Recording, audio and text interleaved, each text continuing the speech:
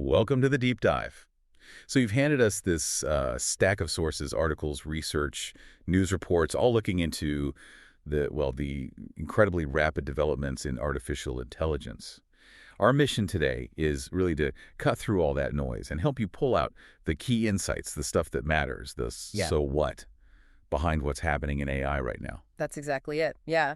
Your sources hit on quite a range. We're talking big product launches, new research, some controversies bubbling up, and major opportunities across different companies and how they're applying AI. Think of this as maybe your guide through this fast-changing AI landscape based purely on the material you gave us. We want to help you understand what's really important. Yeah, consider it your personalized tour through the AI news you've been keeping tabs on. Yeah. Let's dive in. Okay, so to kick things off, Yeah.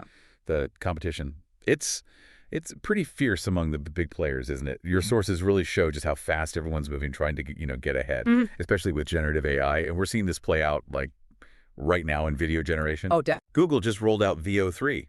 Sounds quite impressive, actually. It can create these short, realistic clips, sure, but also like more complex stuff, multi-scene stories, even 360 VR video just from a text prompt. That feels like a pretty big jump in what these models can actually do, creatively speaking. It absolutely is. And what's really striking is how fast the response comes. Microsoft is hitting back almost right away. They're putting OpenAI's Sora model right into Bing for free video generation. Wow, okay. This kind of rapid back and forth. It's not just building their own tech, but quickly using powerful partner models, too. That tells you everything about the competitive heat, and the speed. It's a race for the best features wherever they come from. Right. And it's not just about the core models, is it? Your sources point out this race goes, well, way beyond that, across the whole AI stack, like Amazon forming a dedicated group for agentic AI. Now, for listeners, agentic AI, that's basically AI that doesn't just answer one question, but takes a big goal, figures out the steps, and then carries them out on its own. Exactly. It's about AI that can do things, take action. That's a different ballgame. And you can't ignore the foundation, right? The hardware. NVIDIA is still crucial, powering everything, even like the new Nintendo Switch 2 with specific AI chips. So the race is clearly on multiple fronts. The models, how they're used, and the actual silicon making it all possible. And even the tools we already use are changing fast. Yeah. OpenAI's ChatGPT, which lots of people are familiar with, it's getting more features to actually do things based on what you ask, not just write text. It shows this whole generative AI push is really dynamic, constantly expanding what it can do.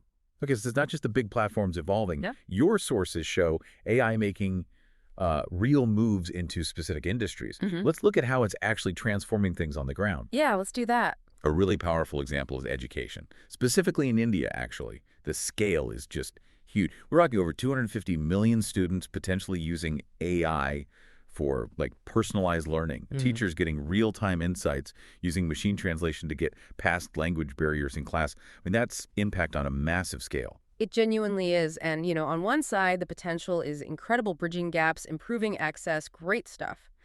But as your sources also mentioned, doing this at that scale, it brings huge challenges. You need to train millions of teachers, build the digital infrastructure everywhere, get the tech working smoothly in all sorts of different schools. Right. It's incredibly ambitious, high stakes. Definitely.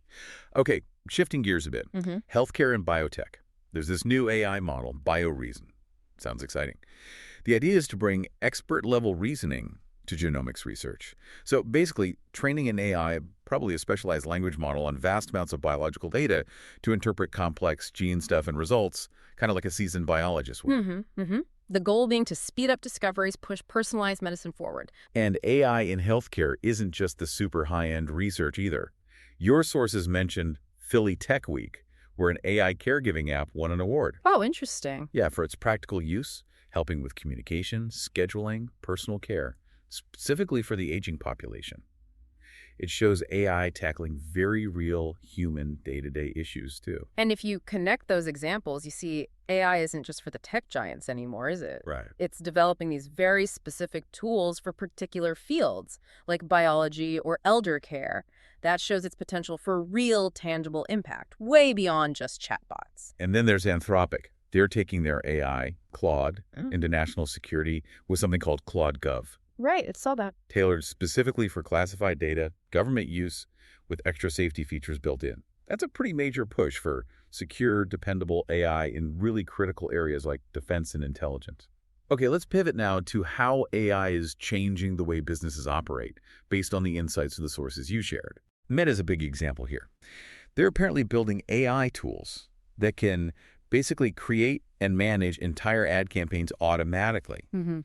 Your sources suggest this could really disrupt traditional ad agencies, maybe by 2026. Hmm. For companies, yeah, it could mean saving money, being more efficient, but for people working in creative roles, it definitely signals a need to adapt, and probably pretty quickly. And what's interesting is Meta's also doing something on the security side for businesses. They released an open source AI tool Oh yeah, what for? for automatically classifying sensitive documents. It helps companies find and protect private data faster. And because it's open source, the idea is it could help raise privacy standards across the board through collaboration. That's quite useful. And then for, the average knowledge worker, or anyone doing research, really, Google's Notebook LM app seems pretty direct. Right, the AI assistant. Exactly. It acts like a research assistant. It can take in PDFs, articles, even videos, understand them, help simplify complex topics, create summaries, find connections in your data. Sounds handy. Yeah, it's a tool aimed right at boosting productivity for individuals and teams using AI. But as companies rely more and more on AI for important stuff, new risks pop up. That's inevitable. True. Your sources mentioned this rise in specialized AI liability insurance. It's designed to cover things like, what if the AI makes a mistake that costs the company money? Or helps them deal with all the changing rules and regulations around AI. So like a safety net for using AI in business. Exactly. It's becoming a necessary part of that whole ecosystem. Now, all this innovation is happening incredibly fast, but your sources also definitely highlight some pretty big challenges, especially around trust and, well, transparency. Yeah, those are major themes. A big one is Google's AI overviews. They got a lot of heat for giving answers in search results that were inaccurate, sometimes even like dangerously wrong. Right, the hallucinations. Exactly, where the AI just makes stuff up. But it sounds plausible. People are worried this could really mess up the online information we rely on and maybe even hurt websites that provide good info because Google's just giving out bad summaries instead. Mm-hmm. It really makes you question whether you can trust AI-generated information, doesn't it? It does, and that highlights the technical challenge getting the AI to be reliably accurate. But then you've got something else, like the situation with Builder.ai. Oh, what was that? Well, they were accused of essentially faking their AI. Apparently, they were using human engineers behind the curtain while marketing their services as being purely AI-driven. Seriously. Okay, that's a different kind of trust issue. Totally different. It's about transparency, especially in a market where everyone's shouting about their AI capabilities. You're right. So you had these two things. AI technically getting things wrong, Yeah. and a company maybe misrepresenting human work as AI. Exactly. And both situations really drive home how critical both technical reliability and business transparency are becoming as AI gets more common in our lives and in business. Makes you wonder what you can actually believe. Precisely. How do we tell the difference between real AI progress and just, marketing spin? What standards do we need so we know what we're actually dealing with? And even the biggest players aren't immune to pressure. Apple's apparently feeling it over sort of perceived delays in their AI plans. Like they're falling behind, especially with the big developer conference, WWDC, coming up. Mm-hmm. Even with some sneak peeks of potential AI features for iOS 26, things like personalized backgrounds, mixing emojis, generative shortcuts in messages, the question seems to be whether they're really keeping up. And what adds a layer of intrigue there, mentioned in your sources, is that someone like Jony Ive, key to Apple's past design, Yeah. he's reportedly now helping OpenAI work on rival hardware projects. Oh, wow, okay. That definitely puts more of a spotlight on Apple's ability to innovate in the AI hardware space going forward. Okay, finally, let's zoom out a bit and look at the global picture and the future outlook based on what's in your sources. Right, the bigger picture. India comes up again, clearly positioning itself as a major global AI player.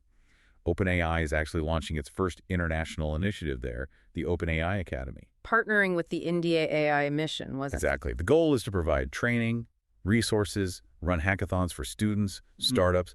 Feels like a clear national strategy. Building on that education adoption we talked about, aiming to make India a global AI hub, and also just broadening access within the country. And what's really interesting is the geopolitical angle that a former OpenAI board member brought up in your sources. What was the warning? Basically, that political friction or hostility towards science and research in the U.S. could, maybe inadvertently, give countries like China an edge in the AI race. Mm. So the call was for more support, for innovation, for global collaboration, really framing this AI race not just as companies competing, but as a geopolitical issue, too. Right. So putting those points together, it really drives home that AI development isn't just happening in, Silicon Valley labs anymore. Not at all. It's this complex global thing. Different countries have different strategies. There's huge investment, chances for collaboration, but also, yeah, significant geopolitical factors at play. Yeah. So pulling all these threads together from your sources, we've covered a lot of ground today. We've seen that intense competition, on multiple fronts, AI spreading into education, healthcare, even national security, Mm-hmm. how it's changing business, Yeah. and also critically, these big challenges around trust, transparency, getting it right. Yeah, I think what the material really shows is AI innovating at this incredible speed just everywhere you look, while at the same time, it's grappling with these really fundamental issues. How do we ensure trust? How do we get reliable results? How do we deploy this powerful tech responsibly, globally? It's a lot to think about. So considering that speed and the serious challenges we discussed, AI making things up, companies potentially faking their tech, how does this need for trust and transparency shape your perspective as you navigate this? And maybe looking forward, based on everything we've touched on from your sources, what single development or challenge stands out the most to you as being really significant for the future of AI?